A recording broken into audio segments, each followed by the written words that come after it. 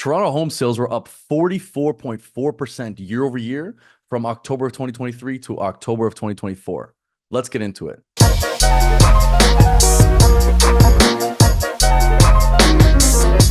Hello, everybody. It's Alex Drobin with Remax. I help people just like you buy and sell real estate in Toronto. If you get any value from this video or any of my other videos, please consider subscribing. As you can see, I just started this new channel. It will be real estate only. All of my other travel stuff and everything else I have going on will stay on the other channel, but this one will be solely concentrated on real estate. So if you get any value, please consider subscribing. Also, I'm going to put a link at the bottom of this video. So if you're thinking about buying a property or selling your property, you can hit that link and set up an appointment with me today. Let's get into it. First of all, the big one, sales. Toronto sales were up 44.4% year over year from October 23 to October of 2024. This is a huge number, 44.4% year over year. A lot of this has to do with the interest rates starting to come down. So last year, I think people were a bit nervous of getting into the market, buying properties, selling their properties. And this year, rates have started to come down a little bit. So people are a little bit more comfortable with buying properties. We've seen so much more activity, 44.4%. Like, that's a massive number. In 2023, there were only 4,611 transactions in Toronto. And this year, 2024, there have been 6,658 transactions. Massive difference. Like I said, people are a little bit more comfortable. Lots more showings, lots more activity in the market. The condo market is still a little bit on the downswing. I think the condo market's going to keep coming down, but I'll address that in another video. But overall, people seem to have a bit more confidence in the market and are starting to transact a little bit more. So October 2024, 44.4% more transactions than last year. New listings. There are 4.3% more new listings in October 2024 than in October of 2023. Again, people are starting to feel a little bit more comfortable putting their properties on the market.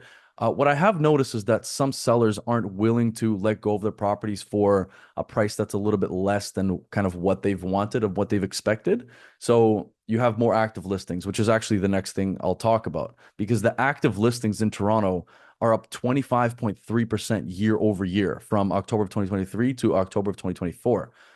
25.3% more active listings on the market means that there's a significant amount of properties that are just kind of sitting around. A lot of that is in the condo market, but there are some detached properties, some semi-detached properties, and some townhouses that are also kind of sitting around because people's expectations in terms of price hasn't come down just yet. I've done about 30 transactions this year, and I've probably declined, I would say, about 10, maybe even more, 10 to 12 listings this year, because a lot of people think they can get significantly more for their property than what it's worth. And I don't want to spend a whole bunch of money listing a property and selling a place if it's not going to sell. So, there are a lot of places that are still sitting on the market, 25.3% more active listings. So like I said before, the seller's mindset isn't 100% matching what's happening in the market. Like if a property is worth $1.1 million as per the comparable sales, as per what's happening in the market, but the seller thinks that they can get $1.3 million for the property, and somebody goes and takes that listing, it's not going to be me. I won't take that listing. My team won't take that listing if it's overpriced.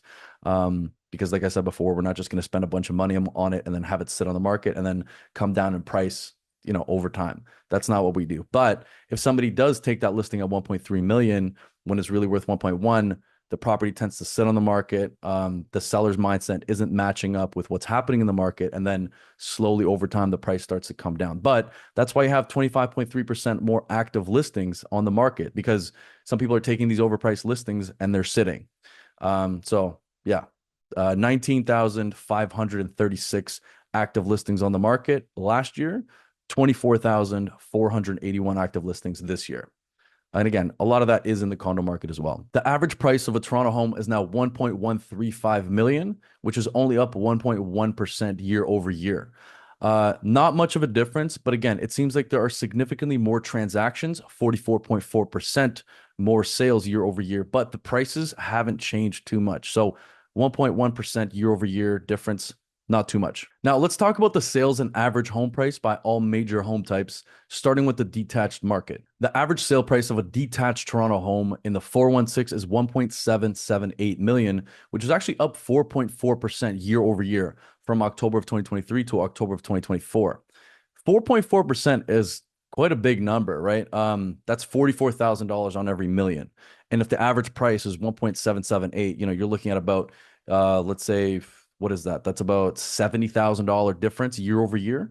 That's quite a big difference. What I've seen is that some people are kind of jumping back into the detached market side, and the gap is widening a little bit from the average price of a semi to a detached once again.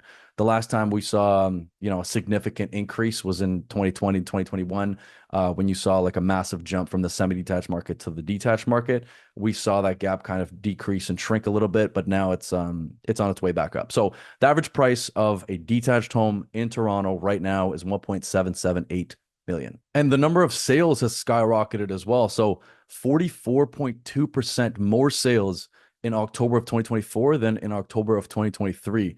Again, that's a massive difference, right? 44.2% more sales means that people are just transacting more. People are a little bit more comfortable with what's happening. The interest rates are coming down a little bit. And yeah, people are starting to buy detached houses a lot more.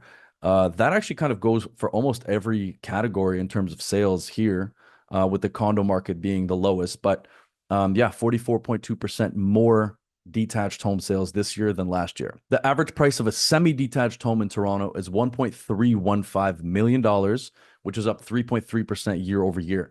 Again, 3.3% is a pretty significant number. That's $33,000 on every million.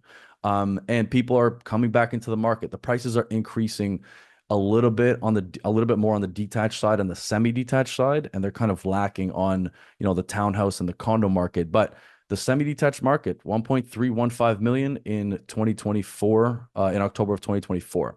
And then the number of sales has gone up 36.3% as well. So not quite as much as the detached market, but yeah, 36.3% more semi-detached home sales this year in October than last year in October. The average price of a townhouse in the 416 is 1.032 million.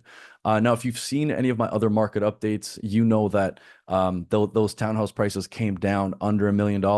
And I've said it before, they're going to jump back up over that $1 million mark. And it has. So 1.032 million, which is only a 1.3% increase year over year from October of 2023. And the thing is, there's 40% more sales this year than there were last year in October, in the townhouse market. Now, again, the gap between the townhome market and the semi-detached market is still pretty wide, right? It's about a $300,000 difference to go from a townhouse to a semi-detached property. But yeah, they're up 1.3% year over year. I always tend to consider end road townhouses very similar to semi-detached properties. So right now, the gap between a semi-detached property and a townhouse is about $300,000. But if you have a freehold townhouse, meaning that you don't have any maintenance fees, and I'm going to include townhouses with POTL fees, which a POTL is a parcel of tied land fee, because they take care of your grass, they take care of the snow and stuff like that. So I think it's worth it, but it's still considered a freehold townhouse. I don't think there's much of a difference between a semi-detached property and a freehold townhouse. That's an end road townhouse. Now, last but not least, the condo market. Okay, the average price of a Toronto condo right now in the 416 is $721,000, which is down 1% year over year. Now, there are about 5,800 active condo listings on the market right now. That's a big number, right? Like if you're looking for a condo right now, it could be a really good time to pick something up that's been, kind of sitting on the market for 2-3 months. That's a bit of a distressed asset. If somebody kicked their tenant out to sell it and it's kind of sitting there and people are spending money on it, right now a condo could be a good property to purchase within the next few months, I would say. But the average price is still $721,000 for a Toronto condo, and there were 1,162 sales in October 2024, which is actually up 32.2% from October of 2023. So condos are starting to sell a little bit more. Again, one third more than they were last year, but the average price is still slightly down. Now, because of the active listings, like I said, 5,800 active condo listings, I don't see condo prices coming up in the near future. Sucks to hear for all these condo owners. And But one thing I will say is I do think the condo market's going to come down a little bit more in the new year. A lot of people, such as myself, purchased properties and purchased condos in 2020, 2021, and got locked into really low rates. Like I bought the condo I'm sitting in right now, with a 5-year 1.53% fixed rate, which is up in 2025.